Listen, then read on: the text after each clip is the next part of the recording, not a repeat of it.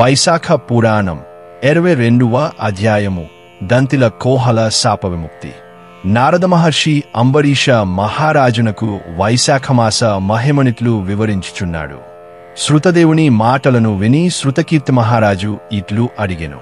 మహాముని ఇహపర సౌఖ్యముల నిత్యు వైశాఖమహముల నెంత విన్నను నాకు తృప్తి కలుగుటలేదు. నెపములేని ధర్మము శుభకరములగు విష్ణు కథలు చెవులకింపైన శాస్త్రశ్రవణము ఎంత వినను తృప్తి కలుగదు. ఇంకను వినవలయుననిపించును. నేను పూర్వజన్మలో చేసిన పుణ్యము ఫలించుడిచే మహాత్ముడవైన నీవు అతిథివై నా ఇంటికి వచ్చితివి. నీవు చెప్పిన ఈ అమృతోపదేశమును విని బ్రహ్మ పదవిని ముక్తిని నా మనస్కోరుటలేదు. కావున నా యందు దయించి ఇంకను శ్రీహరికి ప్రియములుగు దివ్యములుగు ధర్మములను వివరింపగోరుచున్నాను అని ప్రార్థించెను. శృతకీర్తి మాటలను విని శృతదేవ మహాముని మిక్కిలి సంతసించి ఇట్లనెను. వైశాఖ ధర్మముల మహిమను వివరించు మరియొక కథను చెప్పుదును వినుము. పంపాతీరమున శంఖుడును పేరుగల బ్రాహ్మణుడుండెను. అతడొకప్పుడు బృహస్పతి సింహరాశియందుండగా గోదావరి ప్రాంతమునకు వచ్చెను. అతడు గీమరజి నదిని దాటి ముల్లురాళ్లు గల అడవిలో ప్రయాణము చేయుచు వైశాఖ మాసపు ఎండకు బాధితుడై మధ్యాహ్న సమయమున అలసి ఒక వృక్షము నీడలో కూర్చుండెను. అప్పుడొక బోయవాడు వింటిని పట్టుకుని అచటకు వచ్చెను. అతడు దయాహీనుడు, సర్వప్రాణులను హింసించువాడు.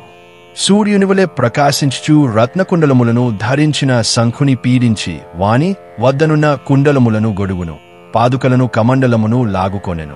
తరువాత నా బ్రాహ్మణుని పొమ్మని విడిచెను. శంఖుడును అచ్చటి నుండి కదలెను. ఎండకు కాళ్ళు కాలుచుండగా త్వరగా గడ్డియున్న ప్రదేశమున నిలుచుచు చెట్ల నీడలెందు వెదకి నిలుచుచు త్వరగా పోవుచు మిక్కిలి బాధపడుచు ప్రయాణమును కొనసాగించెను. అతడు బాధపడుచు వెళ్ళుచుండగా బోయవానికి వానియందు దయ కలిగెను. వాని పాదుకలను తిరిగా వానికి ఇవ్వలెనను ఆలోచన కలిగెను. దొంగతనముచే గ్రహింపబడినవైనను శంఖుని పాదుకలు తనవేయని వాని యభిప్రాయము. ఆ కిరాతుడు దయావంతుడై శంఖుని నుండి తాను దొంగలించిన పాదుకలను వానికి తిరిగే ఇచ్చెను. ఇట్లుచ్చుటవలన నాకు కొంతైన పుణ్యము కలుగును కదాయని భావించెను.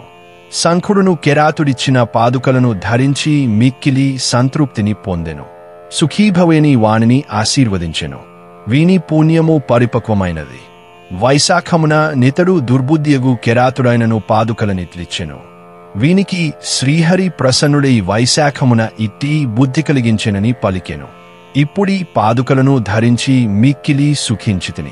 నా కీర్తి సంతృప్తిని కలిగించిన నీవు సుఖముగా నొండుమని వానిని ఆశీర్వదించెను. కిరాతుడును శంఖుని మాటలను విని ఆశ్చర్యపడెను. నీ నుండి దోచుకున్నదానిని నీకు తిరిగే ఇచ్చితిని. ఇందువలన నాకెట్లు పుణ్యము వచ్చును. వైశాఖము శ్రీహరి సంతోషించును నేనుచున్నావు.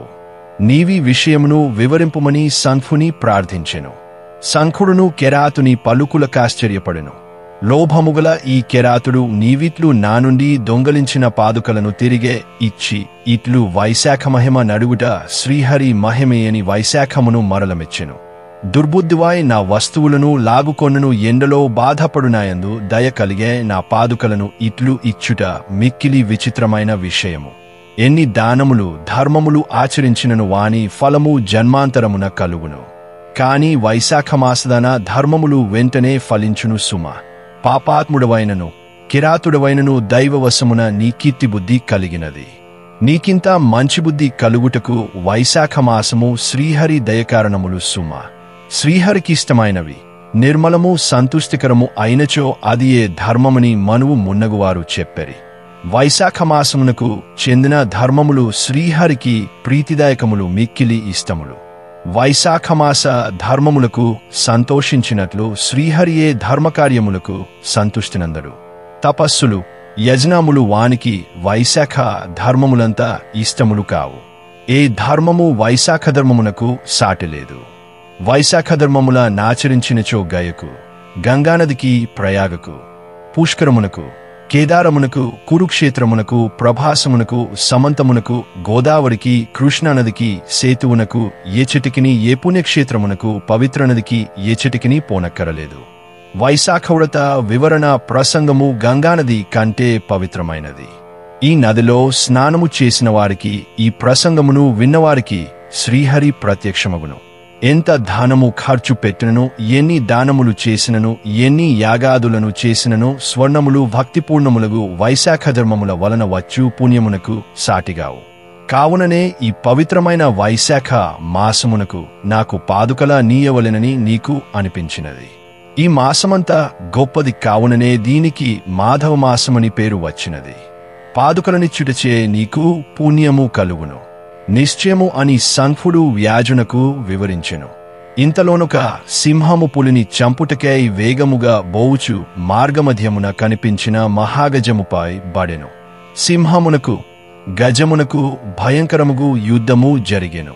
రెండును యుద్ధము చేసి అలసి నిలుచుండి సంఖ్యుడు కెరాతునికి చెప్పుమాటలను వినుట జరిగెను. వారు వెంటనే వైశాఖ మహిమను వినుట చేతను గజసింహరూపములను విడిచి దివ్యరూపముల నందరి. వారిని దీసికొని పోవుటకై దివ్యములైన విమానములు వచ్చినవి. దివ్యరూపమును ధరించిన వారిద్దరును కెరాతునికి వైశాఖవ్రత మహిమను చెప్పుచున్న సంఖ్యునికి నమస్కరించిరి. కెరాతుడు సంఖ్యుడును ఆశ్చర్యపడి, మీరెవరు మాకేలా నమస్కరించుచున్నారని ప్రశ్నించిరి. గజసింహములుగా నున్న మీకీ దివ్యరూపములు కలుగుటేయమనియూ ప్రశ్నించిరి. అప్పుడు వారిద్దరును, మేము మతంగా మహర్షి పుత్రులము. దంతిలుడు, కోహలుడునని మా పేర్లు. అన్ని విద్యలను నేర్చి యౌవనములోనున్న మా ఇద్దరిని జూచి మా తండ్రిగు మతంగా మహర్షి నాయనలారా, విష్ణు ప్రియకరమైన వైశాఖ మాసమున చలివేంద్రముల నేర్పరచుడు. జనులకు విసనకైళ్లతో అలసట ఒప్పునట్లుగా విసరుడు. మార్గమున నీడనిచ్చు మండపములను ఏర్పాటు చేయుడు. చల్లని నీటిని అన్నమును బాటసారులకిచ్చి వారి ఎలసటను పోగొట్టుడు. ప్రాతకాలమున స్నానము చేసి శ్రీహరి పూజింపుడు. శ్రీహరి కథలను వినుడు, చెప్పుడు అని మాకు బహువిధములుగా చెప్పెను. ఆ మాటలను విని మేము కోపగించితిమి.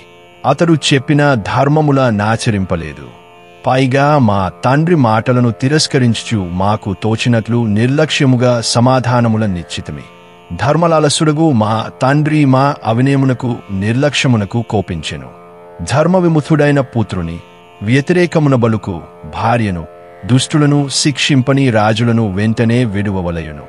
దాక్షిణ్యము వలన ధనలోభము చేతను పైన చెప్పిన అకార్యములను చేసినచో సూర్యచంద్రులునంత కాలము నరకముననందురు. కావున నా మాటను వినక క్రోధావేశములతో వ్యవహరించుచున్న మీరు దంతిలుడు సింహముగను, కోహలుడు గజముగను చిరకాలము అడవిలో నుండుడని మమ్ము శపించెను. పశ్చాత్తాపమునందున మేము ప్రార్థింపగా జాలిపడిన మా తండ్రి కొంతకాలమునకు మీరిద్దరును ఒకరినొకరు చంపుకొనబోదురు. అప్పుడే మీరిద్దరును కలిసికొందురు. ఆ సమయమున కెరాతుడు సంఖ్యుడును బ్రాహ్మణునితో వైశాఖధర్మములను గూడి చర్చించుటకు విందురు. దైవికముగా మీరును వారి మాటలను విందురు. అప్పుడే మీకు శాపవిముక్తి, ముక్తి కలుగునని శాపవిముక్తిని అనుగ్రహించెను. శాపవిముక్తిని పొంది నా యొద్దకు వచ్చి వెళ్ళుదురనియు మా తండ్రిగారు చెప్పెరి. ఆయన చెప్పినట్లుగానే జరిగినది. కృతజ్ఞులమై నమస్కరించుచున్నామని దంతిల కోహెలలు చెప్పి తమ తండ్రి యొద్దకు విమానముల నెక్కి వెళ్ళిపోయేది. వాని మాటలను విని కెరాతుడు మిక్కిలి విస్మితుడయ్యెను. సంఖ్యుడును కెరాతునితో, ఓయి, వైశాఖ మహిమను ప్రత్యక్షంగా జూచితివి గదా. వైశాఖ మహిమను వినుట వలననే దంతిల కోహలులకు శాపవిముక్తి, ముక్తి కలిగినవి కదాయని పలికెను. కెరాతునిలోనున్న హింసాబుద్ధి నశించెను. వాని మనస్సు పరిశుద్ధమయ్యెను. అతడు పశ్చాత్తప్తుడై సంఖ్యునకు నమస్కరించి ఇట్లనెను అని శృతదేవుడు శృతకీర్తి మహారాజునకు చెప్పెను. ఈ విషయమును వైశాఖ మహిమను అంబరీషునకు వివరించుచు నారదుడు చెప్పెను. వైశాఖ పురాణం 22వ అధ్యాయం సంపూర్ణం.